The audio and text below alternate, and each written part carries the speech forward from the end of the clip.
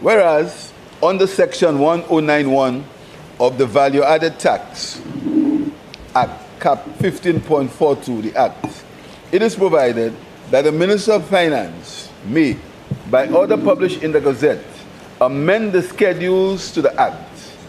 And whereas it is further provided under Section 1092 of the Act that an order made pursuant to Section 1091 of the Act is subject to an affirmative resolution of Parliament, except where the amendment is in the customs tariff heading only.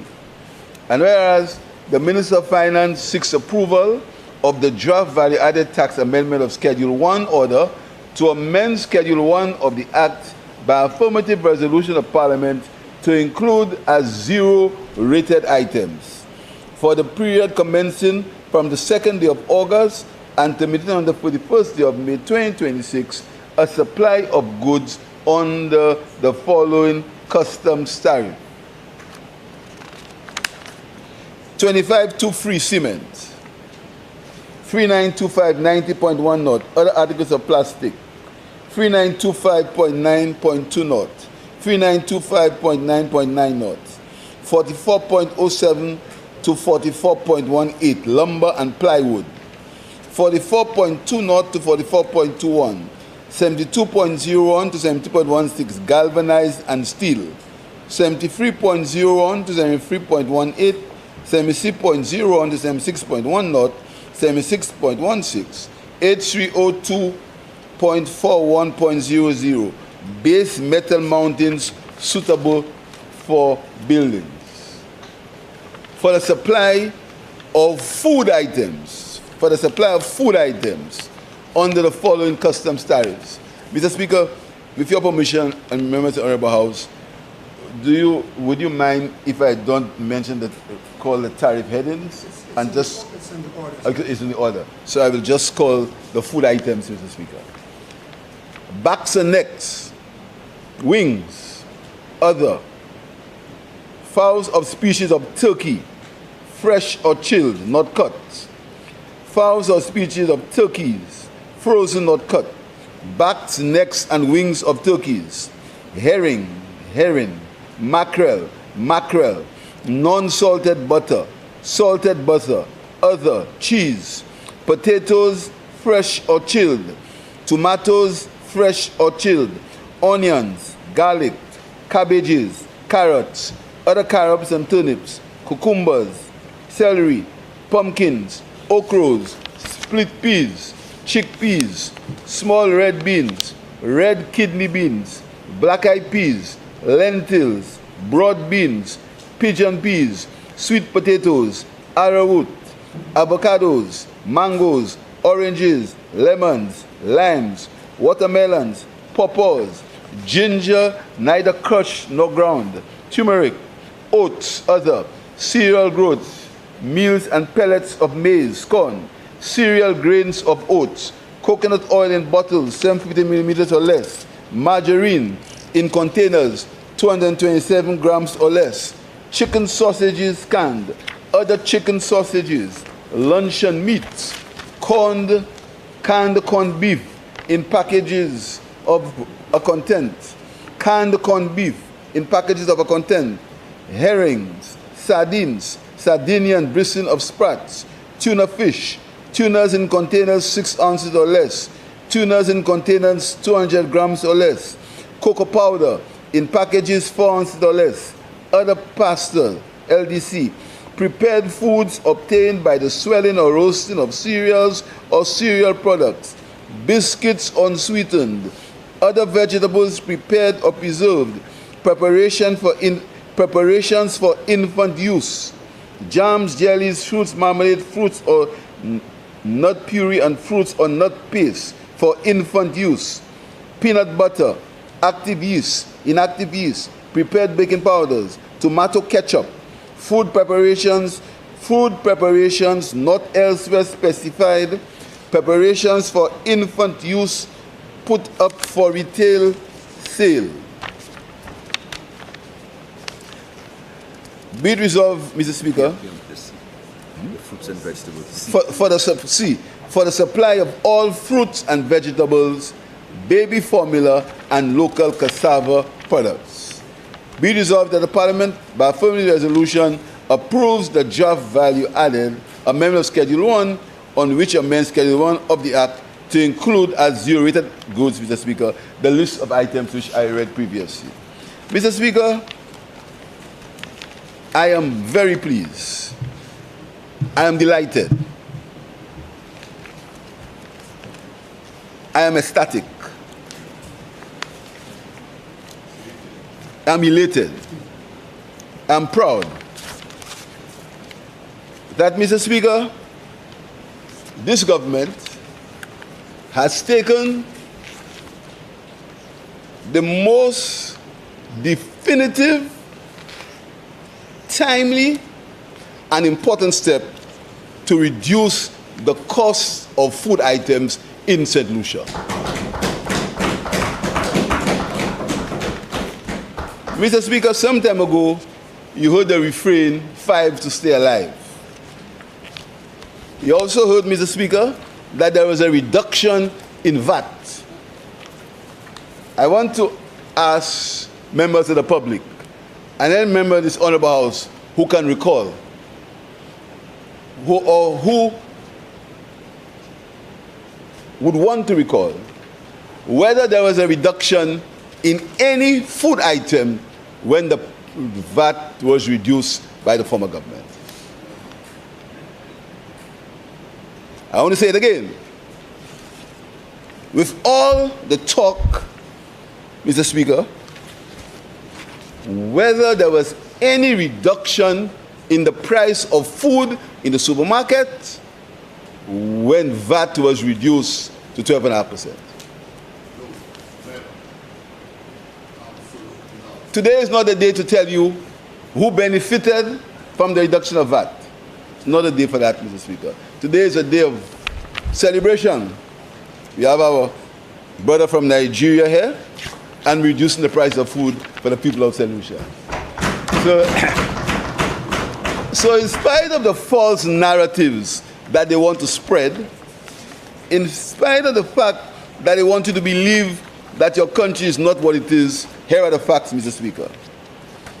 These goods that I have mentioned, from the 2nd of August, we have moved to the 2nd of August to allow our friends in the private sector to make the necessary adjustments, Mr. Speaker. That all these goods I have mentioned here, their price will go down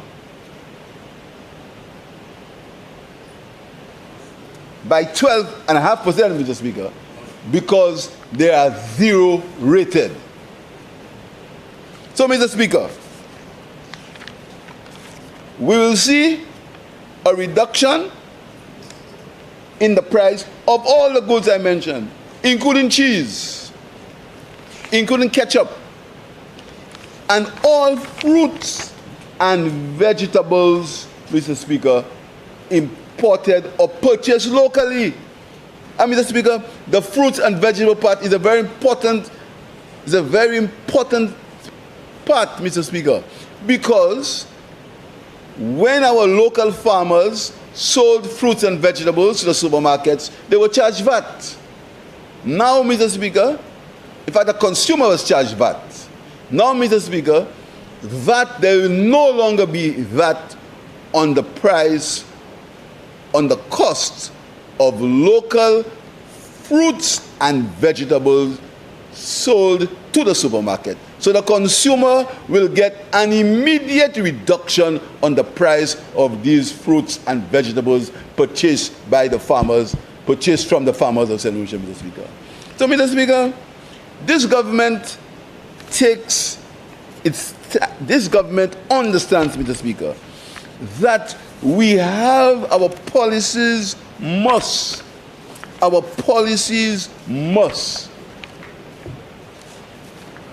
improve the quality of life of the people of St. Lucia, Mr. Speaker. We have to ensure, Mr. Speaker, that when there are circumstances that are beyond our control, because, Mr. Speaker, The opposition has never told us what they can do to cause the cost of imported goods to change. How can St. Lucia influence the cost of goods imported from overseas? St. Lucia, Mr. Speaker, cannot or does not determine costs. We determine price. Now, how do we determine price, Mr. Speaker? Mr. Speaker, and the member for Labrie will further speak about the common external tariff. Because when they make their statement, including trade exports, they never say the facts, Mr. Speaker, how St. Lucia is operating on the common external tariff that has been signed by all the countries of CARICOM, that there are certain rates of duties that we have to, and they are consistent with what exists in the common external tariff, Mr. Speaker. So here's the first step that we took, Mr. Speaker. The first step that we took is that we removed customs duties, Mr. Speaker, on a variety of goods.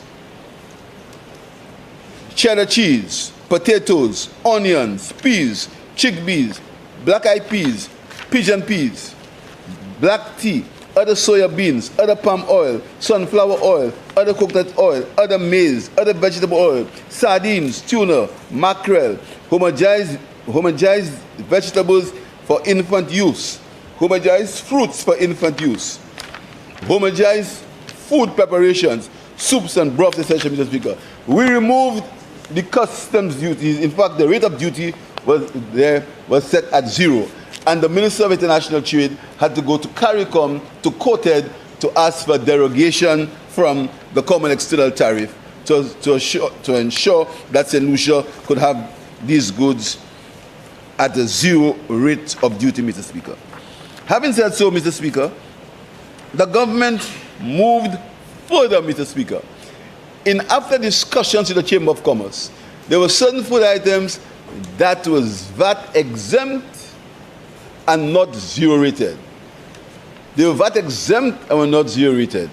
There has been a constant concern by the Chamber of Commerce, including when the opposition were in government, and they know that very well, Mr. Speaker. They know that very well. By the private sector to reduce or to eliminate completely the exempt list, because that caused them not to be able to get their VAT back, but they had to spread the cost over these goods, Mr. Speaker. They asked them, they didn't do it. Mr. Speaker, you see, the opposition speaks as if they were never in government.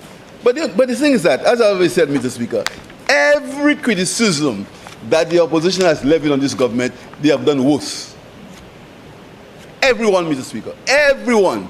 There has not been 4 years in opposition on the 26th of July. 4 years in opposition. They cannot level one accusation on us that they have not done worse. Because they want the public to believe that they were never in government. So, Mr. Speaker, they were in government. They refused to do anything with the goods that the Chamber of Commerce and the private sector was asking them to remove from the exempt list. They never did it, Mr. Speaker. But we have the courage and have a discussion. We are doing it, Mr. Speaker. This government is doing it, Mr. Speaker. This government is doing it, Mr. Speaker. We have the courage and we have the honesty to say to the public what are the facts and what we are doing, Mr. Speaker. So, Mr. Speaker, further, apart from the reduction, the 0-rated items, Mr. Speaker, that we are, the food items, Mr. Speaker, we have done other things, Mr. Speaker. We have given tax relief to the public of St. Lucia. We've increased the tax threshold to $24,000, Mr. Speaker. Plus the fact that we paid back pay that they owed the civil servants and they did not pay it when they didn't govern, Mr. Speaker. We paid it. We paid it in addition. And Mr. Speaker, in addition, yes, they owed the civil servants back pay. They did not pay it. We paid it, Mr. Speaker. In addition, we gave public servants a certain percent pay increase, Mr. Speaker, and paid them the back pay tax-free, Mr. Speaker. And these are things, and even though they try to create their illusions of a country that doesn't really exist, these are things you cannot deny. You cannot tell the civil servants did not get the pay increase, and you cannot tell the 1,900 people that you had as temporary, they're going to get permanent employment in the civil service of St. Lucia. You cannot deny that. In spite of what you say, you cannot deny it, Mr. Speaker. And you cannot deny the pensioners of St. Lucia. Some of them who used to get $250 per month as pension under this government, the minimum pension is going to be, has been increased to $500 for them, Mr. Speaker.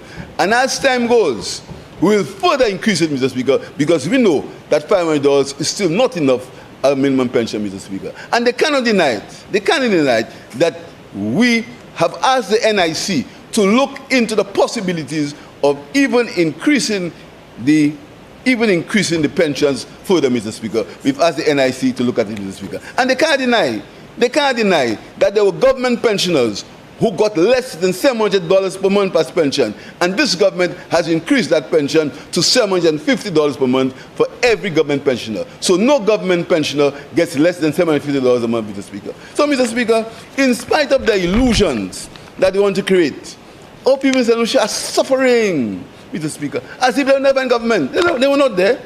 When they were there, people never suffered.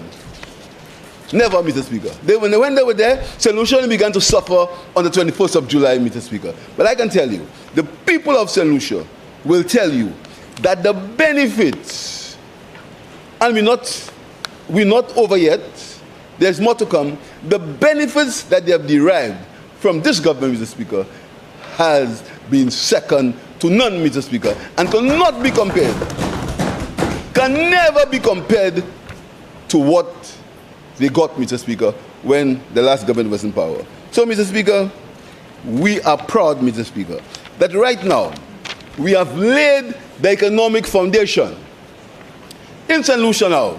For the last 4 years, there has been constant and persistent economic growth, not set by the Ministry of Finance only, but by the World Bank, the IMF, and other financial institutions. 4 years of economic growth of 3% and more, Mr. Speaker.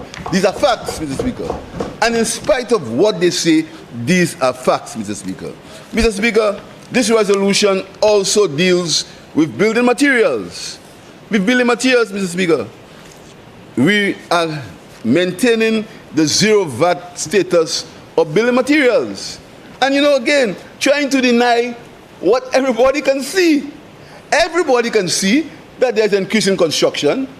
Everybody knows that there's a shortage of building materials. There was some time, a few weeks ago, you could not purchase one block in St. Lucia because there was an excess demand for building materials. Everybody can see, Mr. Speaker, but they want to deny it. They want to deny it. Even though you see it, they want to deny it, Mr. Speaker. They want to deny it, Mr. Speaker.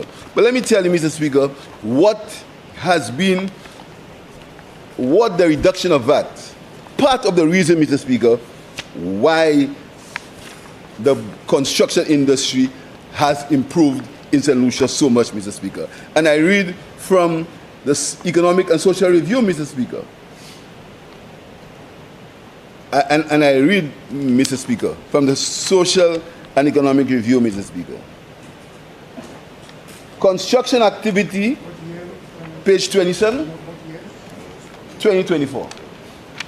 Construction activity picked up pace in 2024 amidst challenges faced, such as periodic shortages of materials and labor, which set back some projects.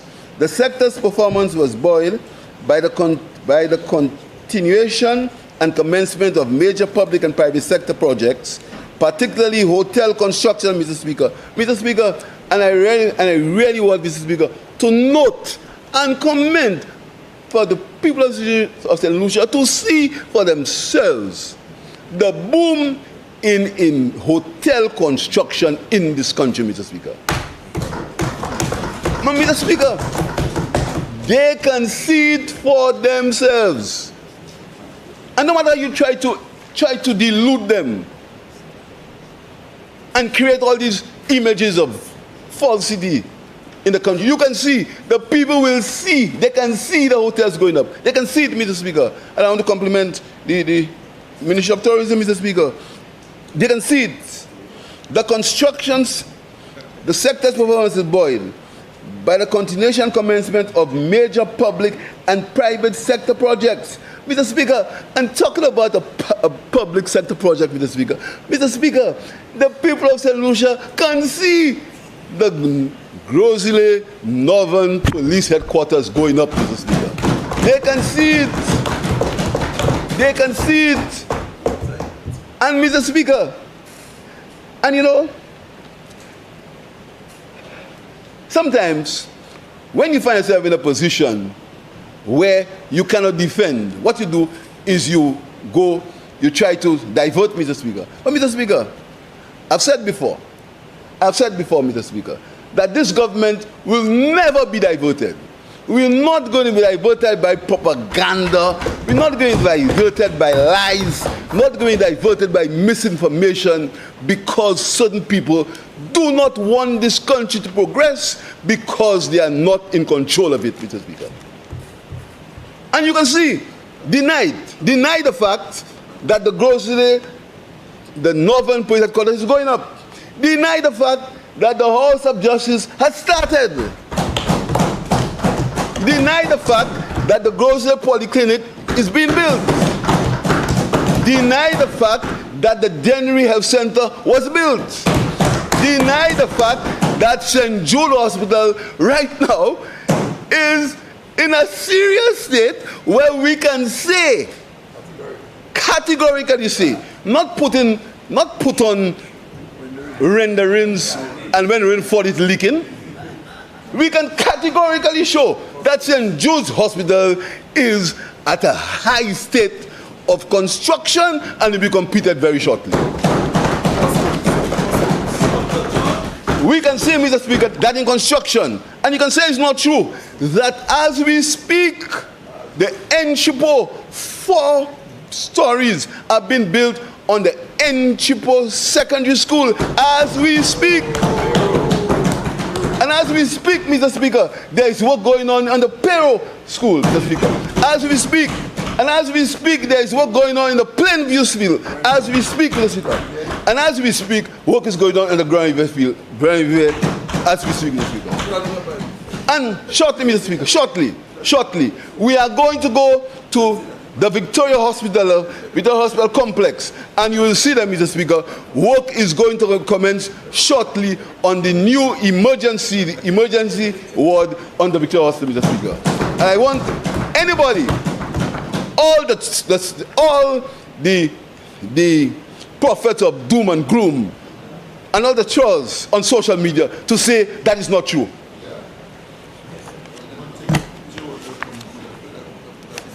And Mr. Speaker, and as we speak, Mr. Speaker, I forgot that one. The Ministry of Housing will tell you, as we speak, work is happening at Talvan on a modern housing complex for the people of St. Lucia, Mr. Speaker. And as we speak further, what all the doom and this and that, at the Rockall house, the work is happening on the Rockall housing complex as we speak. And soon from now, Mr. Speaker, the roads in Monkey Tongue, in Cicero, will be built. I give you that promise, Mr. Speaker. I don't know if he knows that, Mr. Speaker.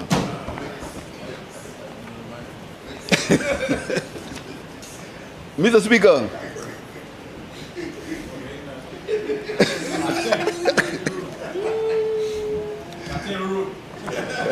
and Mr. Speaker, see the member of Philp is laughing because he knows as we speak, a nice road he wanted has just been completed in Philp, Mr. Speaker.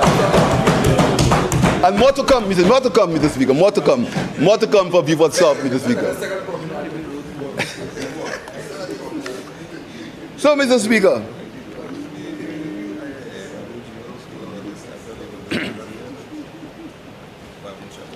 as another indicator, Mr. Speaker, domestic lending for construction purposes also rose in 2024 by 11.6%, mainly for non-residential construction. Mr. Speaker, I'm back to the preliminary GDP value-added estimates suggest that the construction sector grew by 22.4% in 2024, following a 1.1% increase in 2023. Consequently, the sector's contribution to real GDP inched up from 4.6% in 2023 to 5.4% in 2024. Public sector construction expenditure is estimated to have increased considerably by 52.3% to 247.2% in 2024.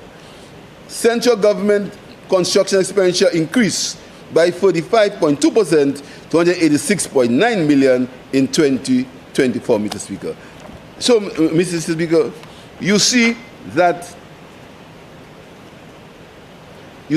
Mr. Speaker, that the government's policies as far as VAT is concerned for building materials have helped in that construction boom, Mr. Speaker.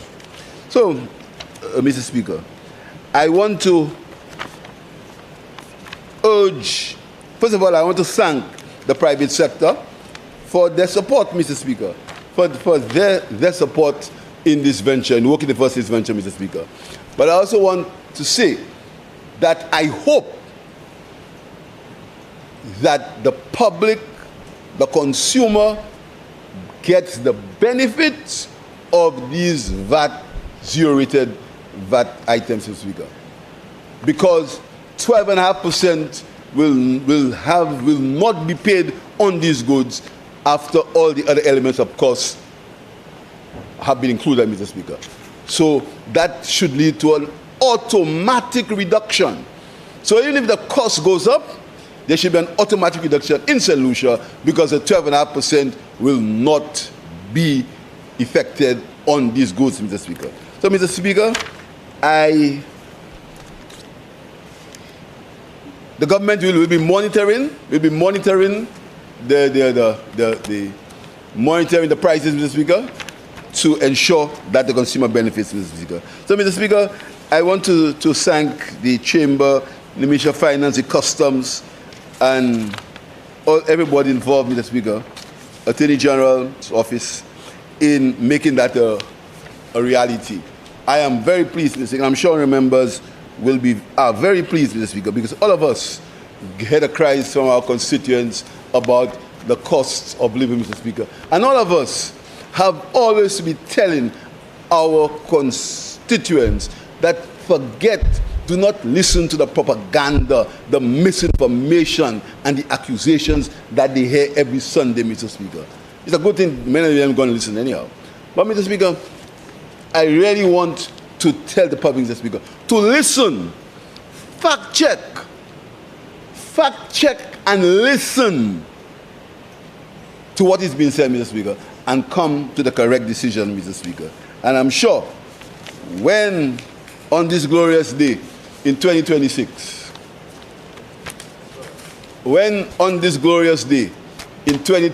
Mr. Speaker, the people of St. Lucia are called upon to make a decision, Mr. Speaker. All of those, there shall be, as the good Bible says, there shall be weeping and gnashing of teeth.